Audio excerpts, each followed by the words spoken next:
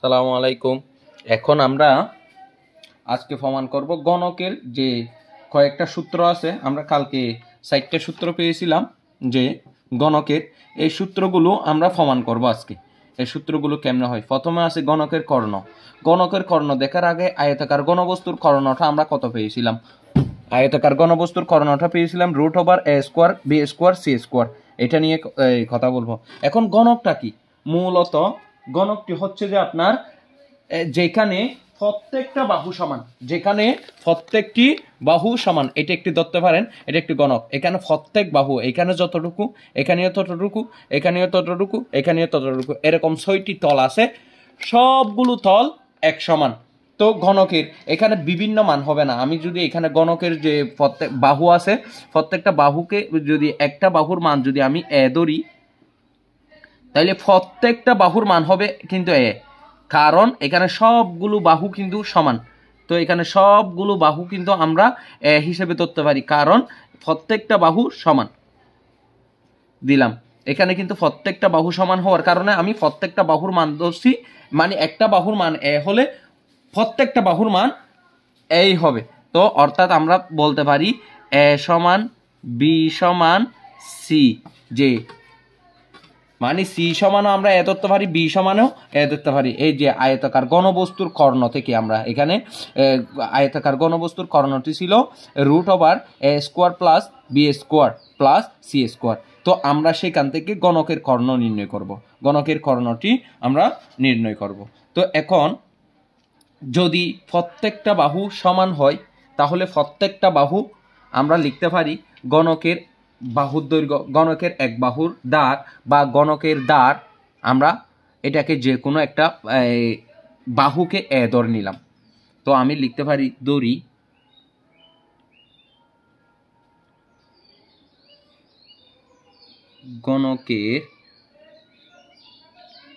গণকের দাঁড়। দাঁড় বলতে এখানে যে কোনো একটা বাহুর মানের কথা বলেছে। দাঁড় বলতে এখানে যে কোনো একটা বাহুর মানের কথা বলেছে। দাঁড় যদি আমরা ধরি, হলে যদি হয়, তাহলে গণকের কর্ণ, তাহলে গণকের কর্ণ আমরা কিন্তু এটা 1 নম্বরে প্রমাণ করব। গণকের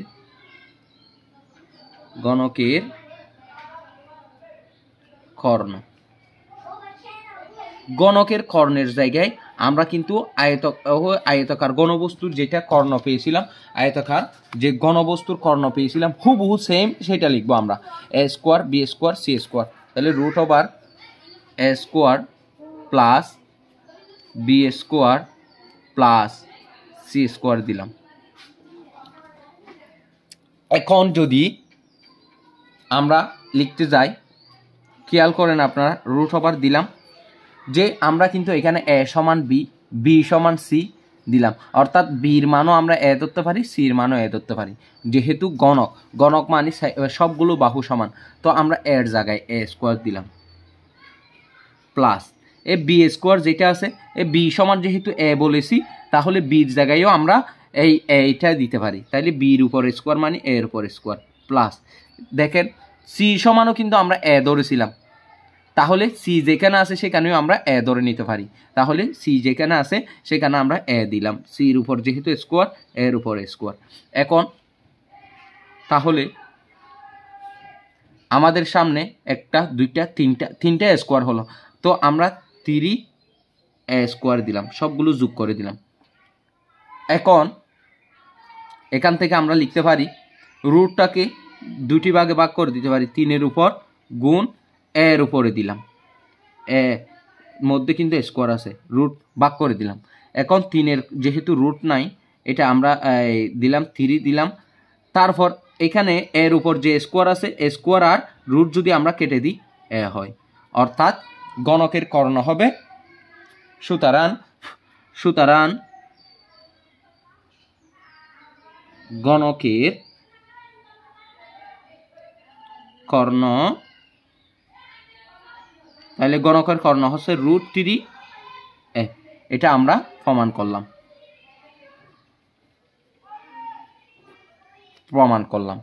এরপরে আছে আপনার গণকের কর্ণ √3 এ দিলাম।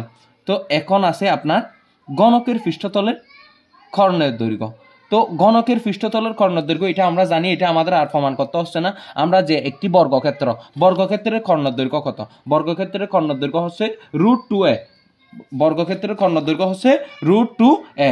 তাইলে বর্গক্ষেত্র মানে গণকের একটি পৃষ্ঠতলের বলতেছে, মনে করেন এই পৃষ্ঠতলের কর্ণটি বের করতে বলছে। এইটা যেহেতু গণক, এখানে 60টি বাহু সমান, এই পৃষ্ঠতলের ক্ষেত্রফলটি বের করতে, কর্ণের দৈর্ঘ্যটা বের করতে বল। এখানে যদি একটা কর্ণ এঁকে দিই তাহলে এই কর্ণের দৈর্ঘ্য হবে √2a।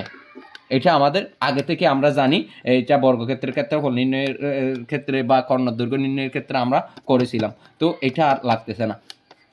এরপরে আছে, এটা যদি আমরা বাদ দিই তাহলে গণকের সমগ্র তলের ক্ষেত্রফল, গণকের সমগ্র তলের ক্ষেত্রফল এটি নির্ণয় করব। এখন আমরা গণকের সমগ্র তলের ক্ষেত্রফল, তাহলে গণকের সমগ্র তলের ক্ষেত্রফল নির্ণয়ের আগে আমরা গণকের সমগ্র তলের ক্ষেত্রফল নির্ণয়ের ক্ষেত্রে আমরা আয়তাকার ঘনবস্তুর সমগ্র তলের ক্ষেত্রফল এই জিনিসটা বসাই দিব এখানে, 2 × AB + BC + CA, এই মানগুলো আমরা বসাই দিব।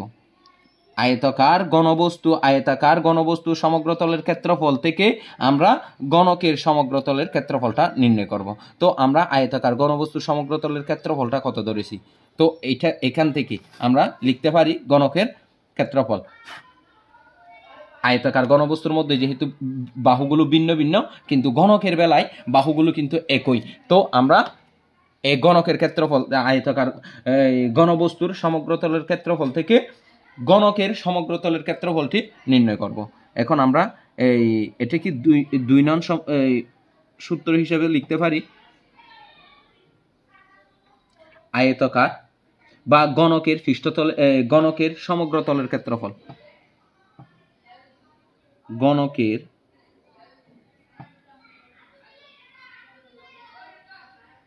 সমগ্র তলের ক্ষেত্রফল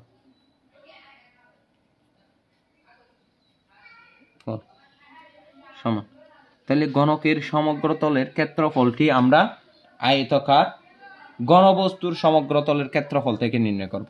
তো আয়তাকার ঘনবস্তুর সমগ্র তলের ক্ষেত্রফলটি আমরা কালকে কিভাবে পেয়েছিলাম, 2 × দৈর্ঘ্য গুণ প্রস্থ মানে AB + BC + CA, এই নিয়মে পেয়েছিলাম। এখন যদি আমরা A = B, B = C, অর্থাৎ সবগুলোর মান যদি আমরা A ধরি, এটার মানও A হবে, সির মানও A হবে।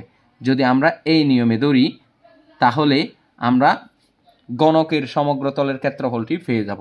তো আমরা এখানে 2 সমান দিলাম, 2 দিলাম ব্র্যাকেট, এর মান A গুণ বির মান, কিন্তু আমরা বির মানটাও A ধরতে পারি, বির মানটাও A ধরতে পারি, তাহলে বির জায়গায়ও A দিব, প্লাস আছে প্লাস দিলাম। এরপরে আপনার বি যেখানে আছে সেখানে আবার A দিলাম, গুণ এই সির মানটা আমরা সির মানটাও A ধরতে পারি, তাহলে সির জায়গায়ও A দিব, যেহেতু সবগুলো বাহু সমান ছিল তো A দিলাম, প্লাস এরপরে সি যেখানে আছে সেখানে A দিব গুণ, তারপর A যেখানে আছে সেখানেও অটোমেটিকলি A হবে। তো এখন আমরা লিখতে পারি 2 × A গুণ করলে A² হয়, প্লাস এখানে A গুণ করলে A² প্লাস এখানে A গুণ করলে A² হয়, দিলাম। এখন 2 দিলাম গুণ, এখানে A² কয়টা, 1 2 3টা, তো 3টা যোগ করে দিলে 3A²। এখন আমরা সংখ্যাগুলো যদি গুণ করে দিই, 3 × 2 = 6, 3 × 2 = 6, 6A², 6A²। তো আমরা এখন গণকের সমগ্র তলের ক্ষেত্রফলটি আমরা কালকে লিখেছিলাম যে গণকের সমগ্র তলের ক্ষেত্রফল হচ্ছে 6A²। তো আমরা এখন লিখতে পারি,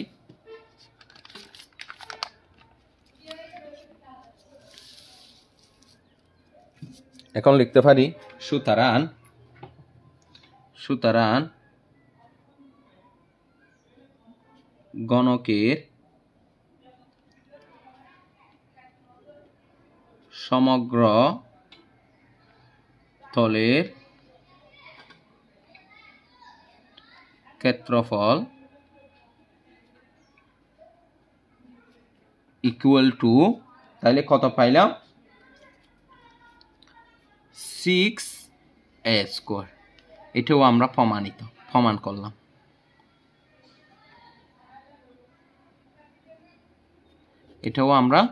করলাম।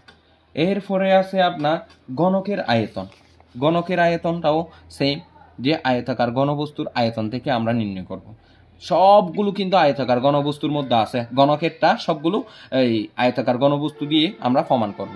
এখন গণকের আয়তনটা আমরা নির্ণয় করব। এটা হচ্ছে 3 নম্বর সূত্র। তো 3 নম্বর দিলাম। গণকের আয়তন আমরা লিখতে পারি গণকের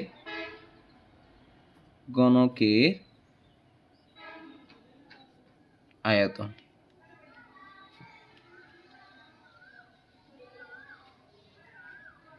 গণকের আয়তন হচ্ছে আপনার, তো আমরা ওই যে আয়তাকার ঘনবস্তুর আয়তনটা কি পেয়েছিলাম, এ বি সি।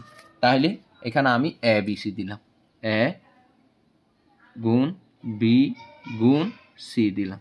এখন আমরা কিন্তু এর মানও এ ধরেছিলাম, বির মানও এ হবে, সির মানও এ হবে, যেহেতু প্রত্যেকটা বাহু সমান গণকের মধ্যে। তাহলে হয় আপনার এ গুণ করলে সবগুলো সূচকের নিয়ম অনুসারে সবগুলোর পাওয়ার যোগ হবে, তাহলে এ কিউব হবে। তাহলে সুতরাং গণকের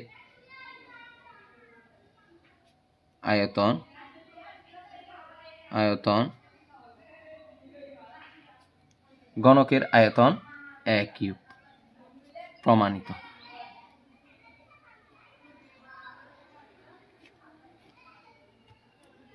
গণকের আয়তনটা আমরা প্রমাণ করলাম। এরপরে আপনার আছে গণকের পরে আছে হচ্ছে আপনার বেলন। এখন আমরা প্রমাণ করব বেলনের প্রয়োজনীয় সূত্রের যে প্রমাণগুলো আছে সে প্রমাণগুলো আমরা এখন করব। তো কালকে আমরা বেলনের যে সূত্রগুলো দিয়েছিলাম সেখানে 1 নং হচ্ছে বেলনের ভূমির ক্ষেত্রফল πr², বেলনের বক্রপৃষ্ঠের ক্ষেত্রফল 2πr/h, বেলনের সমগ্রতলের ক্ষেত্রফল 2πr × r+h, বেলনের আয়তন πr²h। এই মানগুলো এখন আমরা নির্ণয় করব। প্রথমে বেলনের ভূমির ক্ষেত্রফল। বেলন বলতে আমরা কাকে বুঝি? এটা যদি বেলন হয়, বেলনের ভূমি হচ্ছে নিচের এই তলটা দেখতে কিন্তু ভূমির মতো, এই বৃত্তের মতো। বা এটা যদি আমি নিচে দিই, এই নিচের তলটা হবে, এটা একটা বৃত্ত। তাহলে বৃত্তের ক্ষেত্রফলটা আমরা কত জানি? বৃত্তের ক্ষেত্রফল হচ্ছে πr²h। আমি এই প্র্যাকটিক্যালি দেখাচ্ছি। যদি এটা একটু বেলন আকৃতির বা গোলাকার, এটা দেখতে একেবারে গোলাকার। তো এখন আমি যদি এই জিনিসটাকে এভাবে রাখি, তাহলে নিচের তল হবে বা ভূমির তল হবে এই তলটা। তো এই তলটা দেখতে কিন্তু একেবারে বৃত্তের মতো। তো একেবারে বৃত্ত হলে, বৃত্তই ধরতে পারি আমরা, বৃত্ত হলে এটার ক্ষেত্রফলটা কত হবে?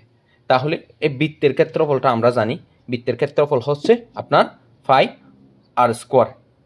বৃত্তের ক্ষেত্রফল বা বেলনের ভূমির ক্ষেত্রফল হচ্ছে πr²। তাহলে এটা যদি এভাবে হয়, বা আমি অন্যভাবে দেখাইতে পারি আরেকটা, এই মুখটা, এটা একটা বেলন আকৃতির, এটা একেবারে বেলন আকৃতির। তাহলে এই মুখটা হবে আপনার একেবারে গোলাকার। এই গোলাকার হলে এই মুখটা যে গোলাকার হয়, তাহলে এটা একটা বৃত্ত। এই বৃত্তের ক্ষেত্রফল হচ্ছে πr²। তাহলে বেলনের ভূমির ক্ষেত্রফল হচ্ছে πr²h। তাহলে আমরা 1 নম্বরে লিখতে পারি বেলনের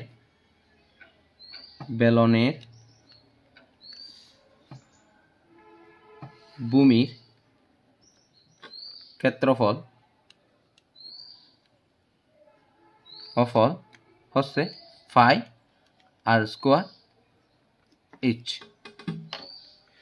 তো আমরা এখন লিখতে পারি বেলনটা আসলে কাকে বলে। আমরা বেলনটা আগে কি সেটা একটু জেনে নিই। বেলনটা কাকে বলে? বেলনটা হচ্ছে বেলন,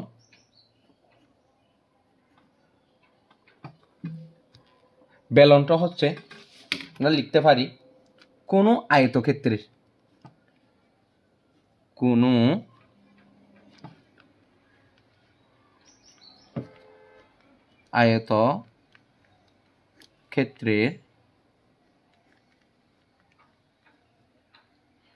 আয়তক্ষেত্রের কোনো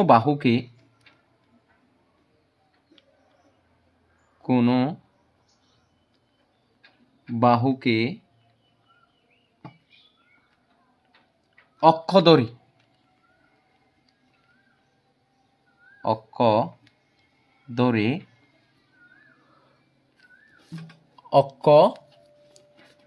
ধরে আয়তক্ষেত্রটিকে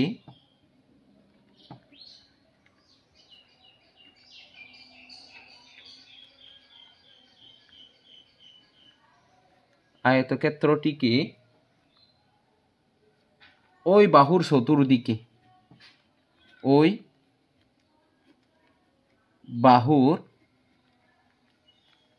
চতুর্দিকে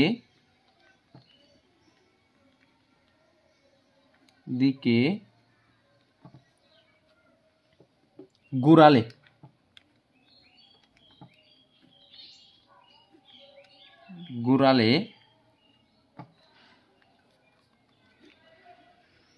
যে ঘনবস্তু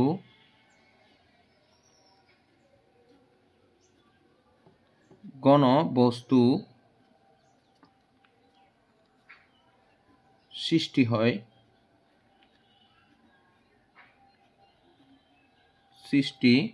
হয় তাকে সমবৃত্ত ভূমিক বেলন বা সিলিন্ডার বলে। তাকে সমবৃত্ত ভূমিক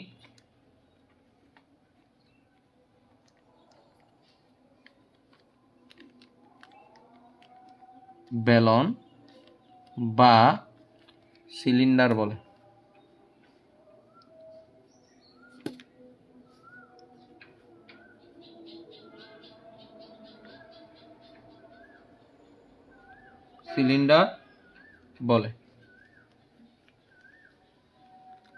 এটা একটু আগে আমরা বুঝে নিই যে কোনো আয়তক্ষেত্রের কোনো বাহুকে অক্ষ ধরে, এটা আমি এখানে একটা যে আয়তক্ষেত্র আনলাম, এটি একটি আয়তক্ষেত্র হিসাবে যদি ধরি, এটি মনে করেন আমরা আয়তক্ষেত্র, এটি একটি আয়তক্ষেত্র।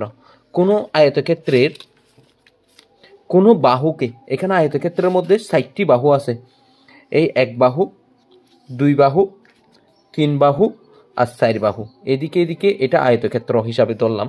কোনো বাহুকে অক্ষ ধরে, আমি এখানে এই বাহুটাকে অক্ষ ধরলাম, মানে শুরুর বাহু ধরলাম, অক্ষ ধরে আয়তক্ষেত্রটিকে ওই বাহুর চতুর্দিকে ঘুরালে, মানে এটাকে যদি অক্ষ ধরি আমরা, এই আয়তক্ষেত্রটিকে যদি আমি ওই বাহুর চতুর্দিকে ঘুরাই, মানে 4 ভাষী, এই বাহুর 4 ভাষী ঘুরাই, তাহলে এভাবে ঘুরাই, তাহলে চতুর্দিকে ঘুরালাম, ঘুরানোর পরে আয়তক্ষেত্রের চতুর্দিকে ঘুরালে যে ঘনবস্তু সৃষ্টি হয়, এটা একটি ঘনবস্তুতে এখন সিলিন্ডারে পরিণত হয়েছে, সৃষ্টি হয়, তাকে সমবৃত্ত ভূমিক বেলন বা সিলিন্ডার বলে।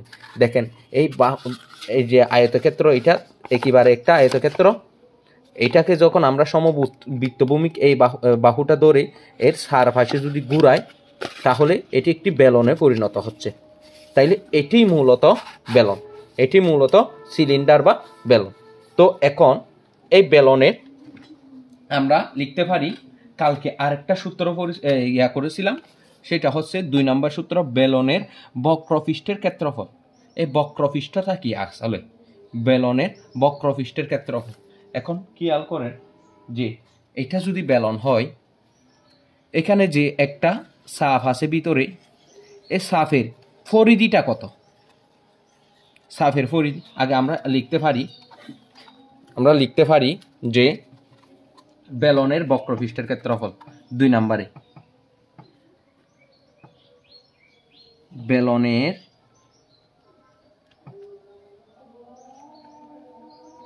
বক্রপৃষ্ঠের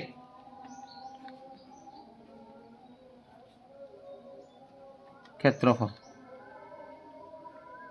ও ফল সমান, তাহলে যে এখানে একটা যে সাফ আছে, সাফ সৃষ্টি হয়েছে, মানে গোলাকার যে সাফ একটা সৃষ্টি হয়েছে, সেটাকে আমরা ফরিদি বলি। তাইলে ফরিদিটা কত? 2πr। ফরিদি হচ্ছে 2πr। কিন্তু এখানে যে সাফ সৃষ্টি হওয়ার ফলে এখানে যে একটা উচ্চতা আছে, এই যে একটা উচ্চতা, এই উচ্চতাটাকে আমরা এস আকারে ধরতে পারি। তাহলে এটি হচ্ছে বেলনের বক্রপৃষ্ঠের ক্ষেত্রফল, অর্থাৎ 2πrh।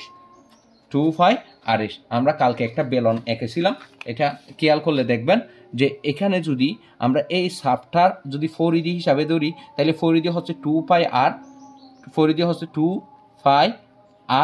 আর যে এখানে যে একটা উচ্চতা আছে, এই উচ্চতা অর্থাৎ এই বেলনের যে এটা একটা উচ্চতা, যে বাহুকে আমরা ধরেছিলাম, এই বাহুটা যদি উচ্চতা হয় তাহলে উচ্চতাকে আমরা এস দ্বারা প্রকাশ করি, তাহলে এটার সাথে গুণ হবে, মানে ফরিদির সাথে 2πrh একইবারে। তাহলে এই সূত্রটাও আমরা পাইলাম। এরপরে আপনার আছে বেলনের সমগ্রতলের ক্ষেত্রফল। বেলনের সমগ্রতলের ক্ষেত্রফল, তাহলে বেলনের সমগ্রতলের ক্ষেত্রফলটা আমরা কি হিসাবে লিখতে পারি? এখন দেখেন, একটা বেলনের মধ্যে আপনার এরকম এই দুইটা বৃত্ত আছে, দুই পাশে দুইটা বৃত্ত, তাহলে দুই পাশের দুইটা বৃত্তের ক্ষেত্রফল হচ্ছে আপনার πr², অর্থাৎ 2πr²। আর যে এইটা এই মাঝের অংশটা, যেটা সম্পূর্ণটাকে আমরা একত্রে এই কি বলতে পারি, এই সমান্তরাল অংশটাকে, এটা যে একটা বৃত্তে পরিণত হলো, সোজা করলে এটা একটি বৃত্ত, এই সমান্তরাল অংশের ক্ষেত্রফলটা আমরা বক্রপৃষ্ঠ আর কি, এটাকে বক্রপৃষ্ঠ বলে। এই বক্রপৃষ্ঠের ক্ষেত্রফল পেয়েছি 2πrh। এটার পুরাটা ক্ষেত্রফল পেয়েছি আমরা 2πrh। বেলনের বক্রপৃষ্ঠের ক্ষেত্রফল যে পেয়েছি আমরা, সেটা হচ্ছে 2πrh। তো এখন এটা আমরা আগে একটা বেলন, ছোট করে একটা বেলন আঁকলে আর একটু সহজ হবে আমাদের।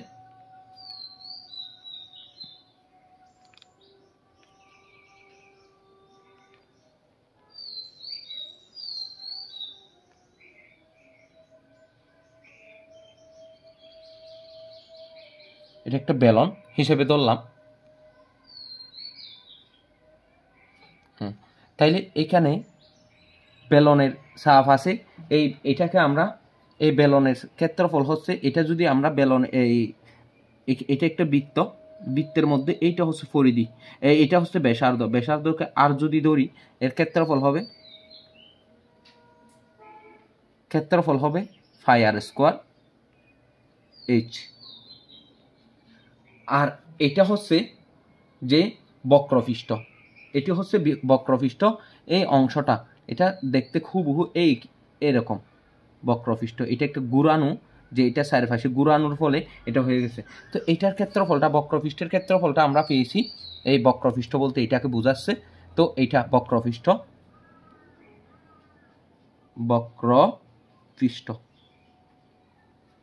এটি হচ্ছে বক্রপৃষ্ঠ।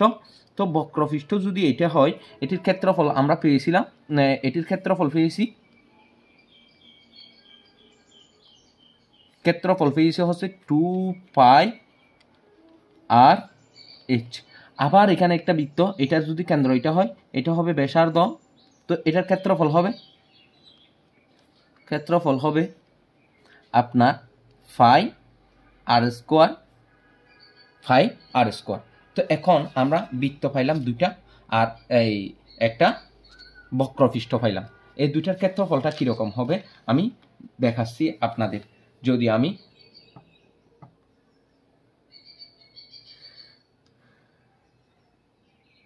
তাইলে এই বেলনের দুইটি অংশ বা দুইটি বৃত্ত, এই দুইটি বৃত্ত, একটি বৃত্তের ক্ষেত্রফল, এটি বৃত্তের ক্ষেত্রফল, তাহলে দুইটি বৃত্তের ক্ষেত্রফল পাইলাম, অর্থাৎ 2 পাই আর স্কোয়ার। তারপর এইখানে যে পৃষ্ঠতল আছে এটির ক্ষেত্রফল পাইলাম আপনার এই 2 পাই আর এস, 2 পাই আর এস। এখন আমরা সম্পূর্ণ বেলনটির ক্ষেত্রফল নির্ণয় করব। বেলনের সমগ্র তলের ক্ষেত্রফল, বেলনের সমগ্র তলের ক্ষেত্রফলটা, এই বেলনের সমগ্র তলের ক্ষেত্রফলটা নির্ণয় করব। এটা 3 নম্বরে লিখতে পারি, বেলনের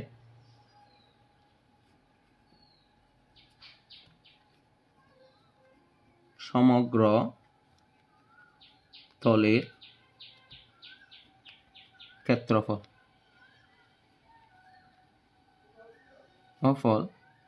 তাহলে খেয়াল করেন এখানে যে একটা বৃত্ত আছে, প্রথমে এই বৃত্তের ক্ষেত্রফল কত আছে, 5 আর স্কোয়ার প্লাস, তারপরে এইখানে যে বক্রপৃষ্ঠ আছে এটা হচ্ছে বক্রপৃষ্ঠ, মাঝের অংশ এটি, এই অর্থাৎ এই মাঝের পুরো অংশটা এটি একটি বক্রপৃষ্ঠ। এটাকে যদি আমি এখান থেকে কেটে দিই তাহলে এটা এই নিয়মে পরিণত হবে, এইটাতে পরিণত হবে, এটা একটি বক্রপৃষ্ঠ বা আয়তকার। তাহলে এই বক্রপৃষ্ঠের ক্ষেত্রফলটা পেয়েছিলাম আমরা 2 পাই আর এস প্লাস, এবার আছে নিচে একটি যে বৃত্ত আছে এই বৃত্তের ক্ষেত্রফল 5 আর স্কোয়ার। এখন আমরা তো 5 আর স্কোয়ার কিন্তু দুইটা, 5 আর স্কোয়ার পাইলাম দুইটা, তো 5 আর স্কোয়ার 2 পাই আর স্কোয়ার দিতে পারি, 2 পাই আর স্কোয়ার দিতে পারি প্লাস, এখন 2 পাই আর এস দিলাম। এখন এই দুটার মধ্যে যে জিনিসগুলো মিল আছে, 2 পাই আর কিন্তু মিল আছে, আমি 2 পাই আরকে কমন নিলাম, 2 পাই আরকে একত্রে কমন নিলাম, 2 পাই আরকে যদি আমি কমন নিই, 2 পাই আর কমন নিলাম, এখানে কিন্তু দুইটা আর থাকার কারণে আরেকটি অবশিষ্ট আর থেকে গেছে প্লাস, 2 পাই কিন্তু এখানে চলে আসে প্লাস দিলাম, এখানে 2 চলে গেল, 5 চলে গেল, আরও চলে গেল, তাইলে থাকে এইচ। এটি হচ্ছে বেলনের সমগ্র তলের ক্ষেত্রফলের সূত্র, এটি হচ্ছে বেলনের সমগ্র তলের ক্ষেত্রফলের সূত্র। সুতরাং বেলনের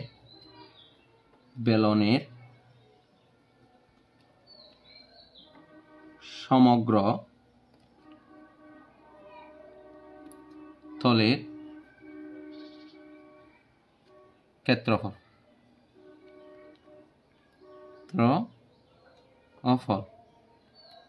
হচ্ছে 2 পাই আর ইন্টু আর প্লাস এস।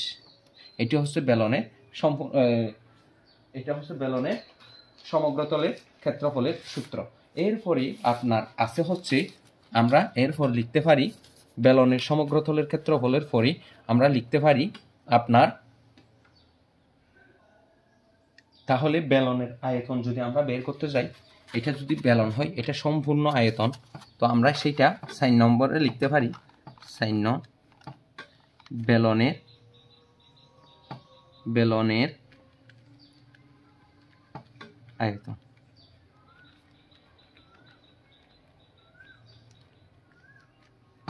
আয়তন সমান বেলনের আয়তন হবে আপনার ভূমির ক্ষেত্রফল। আগে এই যে এটা যদি আমি এই নিয়মে বসাই তাহলে এটা হবে ভূমি, তাহলে ভূমির ক্ষেত্রফল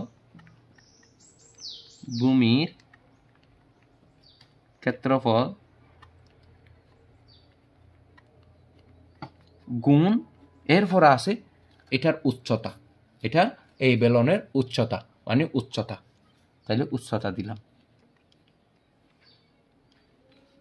তাহলে উচ্চতা দিলে এখন দেখেন ভূমির ক্ষেত্রফলটা আমরা কত পেয়েছি, এই ভূমির ক্ষেত্রফল মানে এই বৃত্তকে বুঝাচ্ছে, ভূমির ক্ষেত্রফল বলতে আমরা কাকে বুঝতেছি, এই বৃত্তকে বুঝতেছি, তাহলে ভূমির ক্ষেত্রফল এটি হচ্ছে ভূমি, তাহলে ভূমির ক্ষেত্রফল বৃত্ত, ভূমি বলতে এখানে বৃত্তকে বুঝাচ্ছে, তাহলে বৃত্তের ক্ষেত্রফলটা আমরা জানি 5 আর স্কোয়ার ইন্টু উচ্চতা হচ্ছে এইচ, তাইলে আমরা লিখতে পারি 5 আর স্কোয়ার এইচ। বেলনের আয়তন হচ্ছে 5 আর স্কোয়ার এইচ। এটি হচ্ছে আমাদের সম্পূর্ণ আজকের যে ক্লাস সেটার সম্পূর্ণ প্রমাণ, যে আমরা এখন যে গণকের প্রয়োজনীয় সূত্রগুলো বলেছি, নিয়ে আলোচনা করেছি এবং বেলনের প্রয়োজনীয় সূত্রগুলো নিয়ে আলোচনা করেছি। ধন্যবাদ সবাইকে। সালামু আলাইকুম। এরপরে আমরা অনুশীলনীতে চলে যাব।